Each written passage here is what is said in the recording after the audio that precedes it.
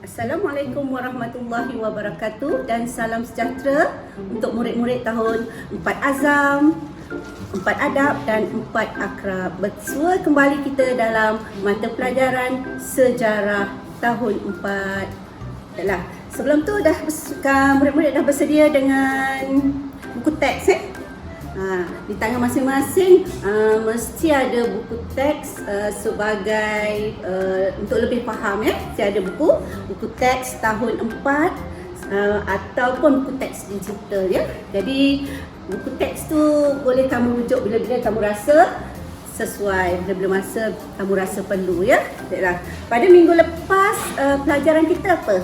Cuba kamu sebut balik. Apa dia pelajaran kita tentang sejarah? Iaitu apa? Pengertian sejarah. Okey, bagus. Untuk pada minggu ni kita akan sambung pula mengenai tajuk sumber sejarah. Sumber sejarah. Apa makna sumber? Sebelum tu kamu kena tahu makna sumber. Apa makna sumber? Sumber ialah kalau kita rujuk kamus Dewan, sumber ialah punca. Punca kita dapat sesuatu maklumat, sesuatu hasil tu punca Kita kata contohnya sumber air dari mana, itu makna ini sumber sejarah. Dari mana kita dapat sumber sejarah bukan sembarangan. Sumber tu mesti ada. Semalam cikgu beritahu mesti ada fakta, mesti ada kajian dari yang boleh dipercayai daripada sumber yang boleh dipercayai. Baiklah, cikgu akan terangkan itu sumber sejarah memberikan maklumat yang tepat tentang sesuatu peristiwa yang telah berlaku. Sumber sejarah terbagi kepada dua, iaitu sumber primer dan sumber sekunder. Apa makna sumber primer? Sumber primer ni merupakan sumber pertama cikgu. Baiklah, sebelum kita teruskan pelajaran kita pada hari ini, cikgu akan nyatakan terlebih dahulu objektif yang perlu kita capai pada akhir pelajaran nanti Objektif yang akan kita capai nanti, kamu ataupun murid dapat membezakan sumber primer dan sumber sekunder. Itu objektif. Manakala kriteria kejayaan pula, murid-murid boleh menyenaraikan contoh sumber primer dan sumber sekunder. Itu ialah objektif dan kriteria kejayaan yang akan kita capai. Tadi cikgu kita sambung balik apa itu sumber primer. Sumber primer juga dikenali sebagai sumber pertama. Sumber primer berada dalam bentuk asal dan belum diolah. Apa makna belum diolah?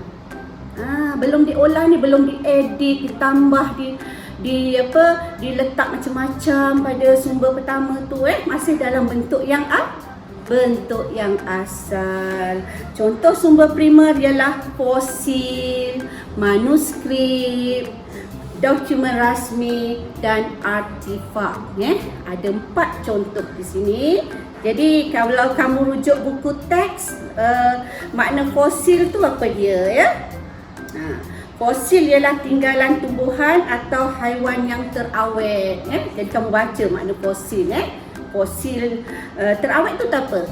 Makna yang telah untuk gunakan alat yang untuk tahan terawet. Okey. Seterusnya itu fosil yang pertama. Cikgu, jadi di sini kalau kamu pergi ke muzium, kamu akan jumpa contoh-contoh fosil yang masih ada Muzium Negara contohnya Seterusnya contoh sumber primer yang kedua ialah manuskrip. Manuskrip ialah tulisan tangan Manuskrip tulisan tangan seperti contohnya Hikayat Hang Tuah dan Sulatus Salatin Jadi di sini manuskrip ni telah disimpan di Perpustakaan Negara Malaysia Sumber dia itu ialah itulah sumber primer yang contoh sumber primer yang kedua Yang ketiga ialah artifak. Ya, artifak ya. Artifak ni ialah hasil ciptaan manusia. Manusia zaman dahulu dia cipta artifak, alat yang batu tu, tembikar, senjata, duit shilling manusia zaman dulu dia cipta sendiri daripada bahan-bahan yang ada di persekitaran kehidupan mereka. Pada zaman dahulu manusia tinggal berhampiran, mungkin di gua, ada tanah liat. Maka penduduk orang zaman dahulu dia buat apa dengan tanah liat? Dia buat apa? Dia buat tembikar, tembikar. Contoh tembikar, cikgu ada contoh ni dekat rumah cikgu, contoh tembikar cikgu ada ambil. Ya, ni contoh. Tembikar. Tembikar ni dah cantik orang zaman dahulu. Mungkin dia belum ada inovasi lagi, belum ada pengetahuan lagi. Jadi dia buat yang ringkas sahaja, yang asal, yang biasa saja. Ini dah bentuk-bentuk bunga ni. Ni contoh ni. Ini contoh tembikar. Inilah contoh artifak. Tapi ni artifak ni cikgu dapat dulu masa hari guru. Ya, jadi tahan sampai sekarang boleh digunakan. Kita panggil apa ni? Labu sayung ya. Labu sayung ya. Ini contoh lah cikgu nyatakan contoh artifak. Tembikar.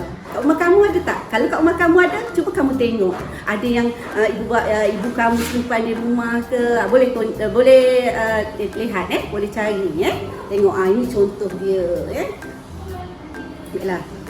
Contoh sumber primer yang keempat ialah dokumen rasmi Dokumen rasmi. Ini contoh dokumen rasmi.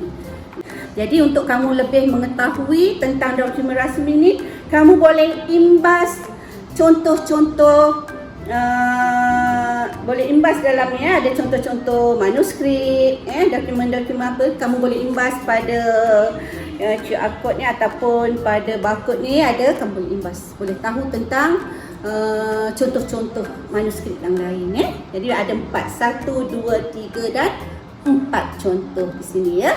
Jadi sini cikgu simpulkan dia di sini.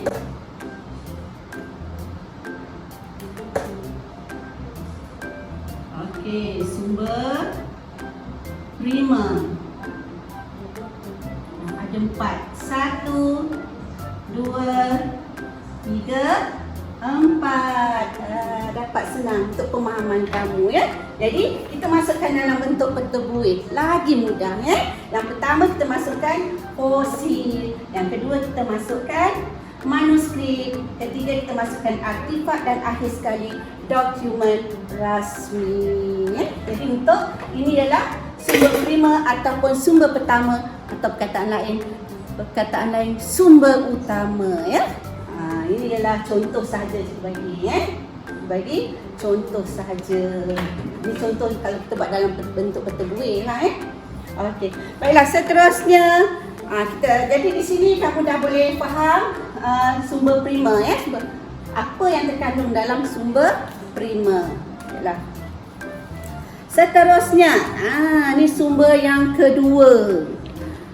Sumber kedua kita panggil sumber sekunder. Sumber sekunder ialah penulisan yang dihasilkan daripada sumber asal daripada sumber asal. Contoh sumber sekunder ialah buku, majalah, risalah dan akhbar Kamu pernah jumpa akhbar tak? Surat khabar. Pernah baca surat khabar tak? Zaman sekarang sudah zaman teknologi jadi ramai yang baca surat khabar online tapi cikgu ada satu contoh surat khabar cikgu simpan. Zaman cikgu dulu, cikgu suka baca surat khabar ini contohlah surat khabar tapi sekarang dah tak banyak dia punya pengeluaran dia. Surat khabar berita harian ni ada surat khabar ni mengandungi pelbagai berita ada berita sukan, berita semasa, berita ekonomi berita hiburan awak paling suka ni mesti cerita-cerita tentang tentang sukan. Ada yang paling suka sukan. Macam cikgu dulu kalau ayah cikgu buat balik surat khabar, cikgu ambil, cikgu buka belakang sekali, halaman belakang tentang sukan cikgu minat sukan dulu. Seterusnya, ni contoh surat khabar. Contoh surat khabar. Ni cikgu bagi contoh sahaja. Mana yang tak pernah tengok surat khabar tu, ni cikgu tunjukkan contoh. Atau boleh rujuk dalam internet. Okey. Seterusnya, contohnya yang lain ialah buku. Buku macam biasalah. Buku-buku ni. Buku sejarah ni. Nampak ni? Buku sejarah ni. Sumber sekunder lah. Sumber kedua ya. Lagi ni buku-buku yang cikgu baca ni. Kemudian apa lagi risalah, majalah. Kamu tengoklah majalah. Kalau di rumah kamu, ibu kamu mesti ada majalah masakan dan juga majalah tentang dekorasi rumah ni ialah cikgu dapatkan risalah-risalah. Risalah cikgu. Contoh-contoh ni cikgu kumpulkan untuk kamu untuk kamu sekurang-kurangnya kamu nampak. Ini ialah apa itu sumber kedua ataupun sumber sekunder seterusnya. Cikgu simpan balik. Jadi dah nampak contoh-contoh cikgu dah tunjukkan. Jadi akhbar dan kamu boleh rujuklah, dalam ni ada gambar. Kalau nak lebih jelas lagi, kamu buka internet. Cari contoh majalah, contoh risalah. Kalau nak lagi tepat, dan kalau nak lagi tepat tentang fosil, boleh rujuk internet sebagai tambahan untuk kamu. Baiklah. Sumber sejarah penting sebagai bukti bagi memahami sesuatu peristiwa yang telah berlaku. Jadi mana sumber tu diambil? Sumber tak boleh ambil sembarangan. Mesti ada bukti, mesti ada fakta, mesti ada kajian baiklah. Jadi kat situ, di sini kamu dapat beza tak? Dapat beza tak? Sumber primer dan sumber sekunder. Cikgu buat pula dalam bentuk contoh di sini. Sumber apa? Sumber sekunder Sumber sekunder. Ada berapa kat situ? Apa contoh dia? 1, 2, 3, 4. 4 juga. 1, 2, 3, 4. Ni cikgu bezakan, nak kamu bezakan baiklah. Yang pertama tu ialah tadi apa? Buku. Buku. Kemudian majalah. Kemudian risalah. Cikgu dah tunjuk tadi contoh risalah. Kemudian akhbar. Akhbar ataupun surat khabar Cuba dapatkan macam mana rupa bentuk surat khabar tu. Masa zaman sekarang ramai yang tak tahu, yang tak pernah baca surat khabar ni, cikgu tahu. Baiklah. Jadi kat sini, apa yang kamu tahu? Kamu dapat beza tak sumber primer dan sumber sekunder? Dapat Yang tadi cikgu belum masukkan lagi. Sumber primer yang pertama tadi apa? Fosil Fosil. Lama dah tak guna whiteboard ni. Fosil.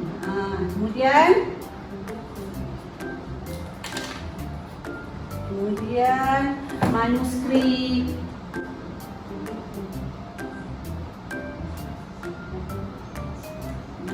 Kemudian lagi artefak. Kemudian lagi dokumen rasmi. Jadi di sini jelas ada dua sumber, iaitu sumber primer dan sumber sekunder. Sumber primer yang pertama ialah fosil. Apa tadi contoh fosil?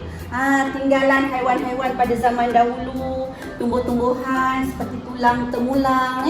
Kemudian manuskrip.